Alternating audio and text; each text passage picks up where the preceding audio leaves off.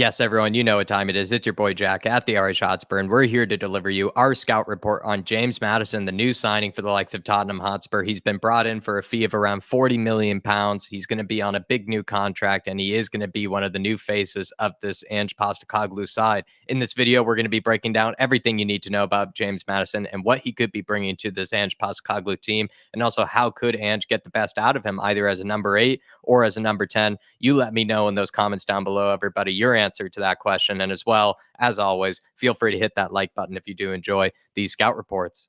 According to Transfermarkt, James Maddison was actually valued around 60 million euros. He's 26 years of age. He will be turning 27 in November. So getting him for around 40 million pounds is absolutely a real steal, according to his Transfermarkt price. Let's talk about what James Maddison was able to produce in the 22-23 season. Over 30 matches played, he was able to grab 19 goal contributions. That ranked him 12th in that metric amongst any player in the Premier League. In the 21-22 season, he was actually ranked 8th amongst any player in the league when it comes to goal contributions with 20. Now that we're going to be diving into the stats, I just want to remind everybody that my source is FBref, and also these stats have not been picked out at random to try to make Maddison look good or bad or anything like that. These stats, I think, are actually real categories to reflect what can make a good creative midfielder, because that's hopefully what he's been brought in to do. And then also as well, these stats, by the way, are a comparison to all other creative midfielders in the Premier League, as well as wingers in the Premier League. So it's not just other number 10s that he's being compared to. It's actually wingers like Sonny, too. If you're trying to make sense of the stats here, let's go through the first 4 ones there. Key passes, through balls, shot creating actions, and progressive passes. I think those are all great reflections of what a creative midfielder would need in the Spurs side: an ability to be able to create from deep, an ability to be able to create for others, as well as also set up shots and opportunities for others. And in fact, James Maddison and all those metrics ranks in the top 10 percentile of any creative midfielder or any winger in the Premier League when it comes to those numbers per match. Especially when it comes to setting up his teammates, he's in the top 10 percentile when it comes to through balls and key passes. A key pass is a pass that leads directly to a shot on goal. And also, as well, what we've been needing is a guy who's able to thread the lines and be able to play players in behind, because Harry Kane at this moment in time is usually the guy that has to be able to take on that burden and drop deep to do so. Whereas a James Maddison, he's able to now do that and sort of take off that burden from the likes of Harry Kane. And you can see that through his progressive passes, which is a pass that's played forwards, which obviously Ange Postecoglou definitely would like to have. But you can also see it through his shot creating actions, which is basically just any sort of action or contribution that leads to some sort of creative moment and a shot on goal. So it could be taking it past your man, it could be drawing a foul, it could be getting stuck in high off the pitch, or it could be just threading your teammate through. James Maddison is obviously, though, not just good at creating for others. He's good at creating for himself. He's able to register a lot of shots. He registers in some of the most shots of any creative midfielder or winger in the Premier League, at least in the top 10 percentile there as well. But obviously that could be inflated by the fact that he does take shots from free kicks, and he does take some of the most shots from free kicks of any player in his position in the Premier League. That being said, though, when you do look at James Maddison, I think anybody would probably agree with me that he's not just a creative threat, but he's also a threat from distance. He can be a threat in and around the penalty area. He's a very good finisher, and I think his shots and just his goals in general over the years would absolutely reflect that. Now, the reasons I brought up successful take-ons and progressive carries there is because I think another metric that would make a good creative midfielder is a guy that's able to take it past his man and just sort of create sort of with his own 2 feet by sort of, opening up space by not just a pass, but sort of being able to carry it past players and carry it up the pitch for us. And James Maddison, at least by the numbers, and of course, I think what we will find out later is, do stats really mean everything? And of course not. And I've never been that type of person to sort of use stats as the be all and end all and sort of my judgment of a player. But I do find it interesting that James Maddison isn't exactly maybe the most, the best player, or maybe the most consistent at being able to take it past his man and creating for others that way. He's maybe more of a guy that's good at being able to create for others with a pass, or being able to just sort of, know what's in front of him and being able to, think ahead of things. But he's not exactly always been maybe the guy that's going to sort of surge past 2 or 3 players, maybe like a Tanguy and Ndombele, or like actually a Bentancur, for example. That being said, though, this is where maybe you can't always look into the stats, too seriously, because he does draw some of the most fouls actually in the Premier League. He draws some of the most fouls in Europe, if I'm not mistaken, James Maddison. He's in the top 4 percentile, at least for the Premier League, of any creative midfielder or winger when it comes to drawing fouls. And you're talking about St. Maximin Jack Grealish, Bruno Fernandes, a lot of players that, dive all over the place. And he's actually ranking amongst the top players in that metric. And that shows that maybe he is actually quite good at taking past his man, or at least he's good at drawing attention and being able to draw fouls, which of course gives you free kick opportunities, gives you set piece opportunities. It's a very useful statistic, I think, to point out there that James Maddison is able to get set pieces for his team. And maybe that would sort of die down some of the, stats earlier that I mentioned about him not being, let's say, the best at being able to take it past his man. Now, I think quickly, some people probably do want to look into his tackles, interceptions, look at some of his defensive work rate if he were to play as a number 8. I've never really seen James Maddison as a number 8. Of course, I think even Tielemans for the likes of Leicester City operates in that sort of role. But if you were to look at some of his stats when it comes to tackles, interceptions, he's getting over 2 a match, and he's sort of not ranking that poorly at the end of the day. He's sort of maybe average when it comes to creative midfielders and wingers in that regard. So is he able to press high? Is he able to work in Ange Postecoglou's system when it comes to what you need to do off the ball to win the ball back? I'd like to think so, maybe if he was played a bit higher up the pitch. But if he's played deeper, I'm not too sure. I don't know maybe enough about him to be able to say confidently that he can make that sort of adjustment. Because when I do think of James Maddison, we don't always necessarily think of his defensive side of the game. And I'm not saying he's a bad defender or that he's a liability or that he's lazy or anything, but it's not exactly something that you compliment him for often. And so does that then mean he would be sort of, a bit caught out if he were played a bit deeper as a number 8? Because something to think about as well is Rodrigo Bentancur is going to be injured until what could be October, maybe even November. So who is going to be playing that sort of deeper number 8 position? Who's going to be playing the number 10 position? And I guess James Maddison, of course, has been brought in as a huge signing, but what position is he going to be playing? Let me know in the comments down below what position is best for him. I think what we all know is the best position for him is through the middle somewhere, but is it through the middle as a central midfielder, kind of getting up and down, as a box to box, or is it a central midfielder that's maybe playing closer to the striker? Let's compare James Maddison to some other creative midfielders that Spurs have been linked with in the past, or at least creative midfielders I think are good comparisons as well for some of these metrics that we've been talking about earlier. Ebericha Eze is a guy that I've absolutely vouched for Spurs to go sign and, to bring in for this position. I think that we brought in James Maddison for, but he is, I think, a good comparison and is a really brilliant and tidy player, somebody that I just really enjoy watching, and is also, again, somebody that a lot of Spurs fans like myself have vouched for to maybe be the actual number 10 signing for us instead of maybe a James Maddison. So I think he's an interesting comparison here. And you can see that despite playing for similar teams, James Maddison is able to produce a whole lot more in the creative department than Ebericha Eze is. He's also able to produce more when it comes to fouls drawn, despite actually Ebericha Eze dribbling past more players than James Maddison does.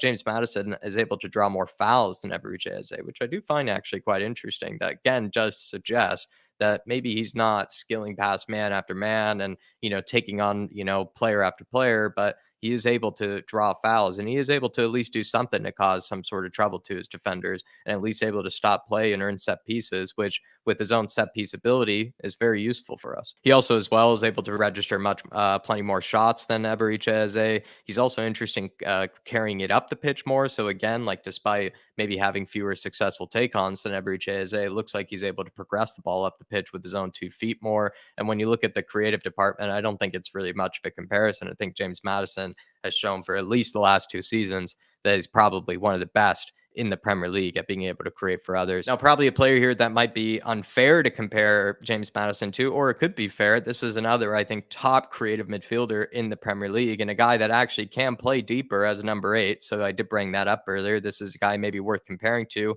Bruno Fernandes. And Bruno Fernandes plays in a better team than James Maddison. He has better players to play to. He has also, I think, at this stage in time, at least when last season, he was with a better manager and Eric Ten Hag, just sort of a happier camp over there. So you have to kind of take maybe some of the stats, certainly with a grain of salt, or at least take it with some context that Bruno Fernandes was obviously playing with a better team in general. So maybe some of these could be slightly inflated. Now, when you look at a lot of those creative numbers that we were praising James Maddison for earlier, the key passes, through balls, shot creating actions, progressive passes, I feel like James Maddison is obviously losing out to Bruno Fernandes here, but he's not exactly getting smoked. And if you were playing in a better team, if you had better players to, create for, could these be more comparable or could he be beating out Bruno Fernandes in some of these? Because he is one of the best in the Premier League, Bruno Fernandes, but a lot of us, and probably including myself, do rate James Maddison as one of the better creators in the league as well. So could it be that maybe if he were having a Harry Kane, a Sonny, some better players in his team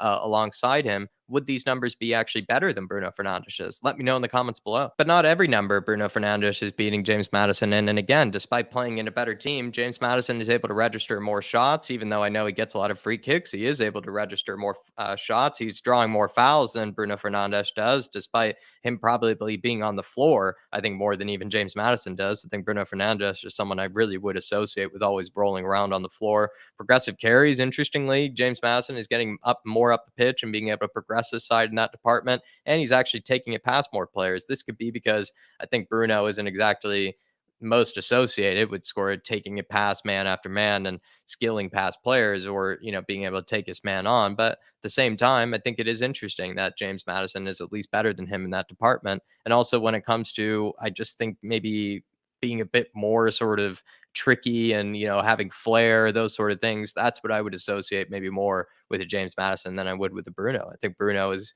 almost a bit more fundamental and maybe looking up more to just play a pass to somebody else than he is going to try to maybe take a risk and try to embarrass his opponent. And another thing worth mentioning too is that James Maddison, of course, this season in a Leicester City side got more goals and assists than the likes of Bruno Fernandes, and also last season registered more goals and assists in total, at least goal contributions, than Bruno Fernandes. So I think that's also interesting to point out that maybe despite some of these creative numbers not being as good as Bruno's, he is able to get more goals and assists than Bruno has, at least in the last 2 seasons. And Bruno's first season, or maybe one of his first seasons in the Premier League, he took it by storm and was one of the best. But since then, his numbers have been great, but they've died down. And James Maddison's actually had better goal contribution numbers than Bruno does. So let me know maybe why that is. And also, as well, I think we should all be impressed by that, considering, again, James Maddison, I don't think plays in nearly as good of a team. So he shows that he's able to create for others, but he's also creating for himself, maybe better than Bruno does. Now, if I were to provide a summary of some kind, maybe for what I've said thus far, and maybe things I might have left out that are definitely worth mentioning when it comes to just sort of what makes James Maddison and what he can bring to Tottenham Hotspur,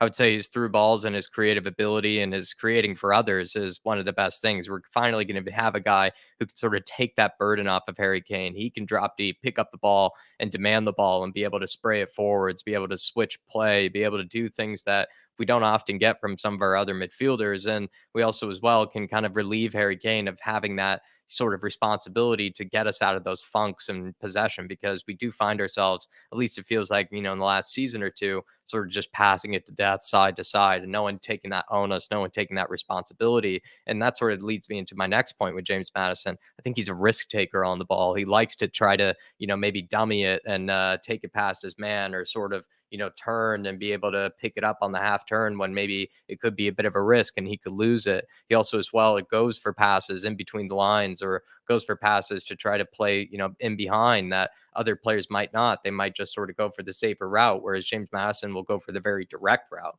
I think Ange Postecoglou, that might be one of the reasons he's brought him in here, is because what I always will associate with James Maddison, he's very sort of progressive on the ball. He's very positive on the ball. He's not going to be somebody that's going to be a bit reluctant to sort of, try to make something happen. So the fact that I think he's a risk taker is something that Ange Postecoglou certainly will enjoy. His long range shooting, I think that probably is something we all are quite familiar with. He has some absolute bangers, but importantly, I think he can hit those with his left foot, not just his right foot. So he's a real danger, I think, outside the penalty area, which I think leads me into another point, is that I think he's very smart in and around the 18-yard box and in the penalty area. He can either play a really clever pass to somebody to set someone else up, or he can take it past his man and be able to have a shot on goal and have a very good chance of finishing it. I think he has a really good finishing ability. We've seen him score some spectacular goals from distance, but you also look at some of the goals he scored inside the box as well, have been pretty impressive and show that he does have at least a pretty good finish on him. Set pieces, we all know that. I think he has a really good delivery from set pieces. He really hits them with some venom, but also, as well, is a set piece threat from just standing over, the 18-yard box. If he has a chance to have a shot on goal as well, he can be a real threat from those. So having guys like Pedro Porro, James Madison, it would be really fun to see what we can do from set pieces. His close control, maybe I wasn't mentioning before, but I think should definitely mention that could also be an explanation for the fact that maybe he doesn't take it past as many players, but maybe you again can't read into the stats too much because I think his close control has always been one of his best attributes. I never really see James Madison often have a bad touch. And in fact, without maybe having a ton of pace or strength, which we'll kind of get onto with his weaknesses, I think he makes up for that a lot with intelligence and real good close control. I don't think he really has a ton of pace or strength. If you were to search for weaknesses, maybe that would be one of them. He's not really blessed with the most athleticism or anything. He's not going to take it past you with blistering speed or be able to outmuscle you all the time. But what he is going to beat you with, I think, is a bit more kind of cleverness. He's quite savvy, and then as well, I think he just sort of outthinks his opponents with a lot of different ways, with different moves and different sort of kind of flicks and tricks and whatnot. And he as well, like I said before, has that close control to rely upon. He also has really good creative ability, just thinks quickly on the ball.